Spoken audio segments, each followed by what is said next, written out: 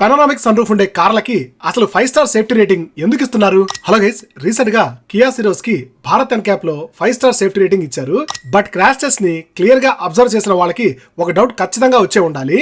Front impact and side impact కి panoramic sun roof ఉన్న car ని యూజ్ చేశారు. అదే పోల్ ఇంపాక్ట్ వచ్చేసరికి సింగిల్ ప్యాన్ సన్ రూఫ్ ఉన్న కార్ ని టెస్ట్ చేశారు. అండ్ ఆ సింగిల్ ప్యాన్ సన్ రూఫ్ కూడా ఎలా డ్యామేజ్ అయిందో మీరు క్లియర్ గా చూడొచ్చు. అదే పానోరామిక్ సన్ రూఫ్ అయితే ఇంకా ఎక్కువగా డ్యామేజ్ జరుగుండేది. దీన్ని అవాయిడ్ చేయడానికే సింగిల్ ప్యాన్ సన్ రూఫ్ ఉన్న కార్ ని యూజ్ చేశారు అనే డౌట్స్ వస్తున్నాయి.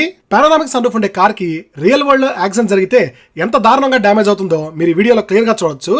అసలు పానోరామిక్ సన్ రూఫ్ ఉండే కార్స్ కి 5 స్టార్ సేఫ్టీ రేటింగ్ ఎలా ఇస్తారని ఇప్పటికే చాలా మంది హిందీ ఇన్ఫ్లుయెన్సర్స్ గ్లోబల్ ఎన్క్యాప్ ని అండ్ భారత్ ఎన్క్యాప్ ని క్వశ్చన్ చేశారు.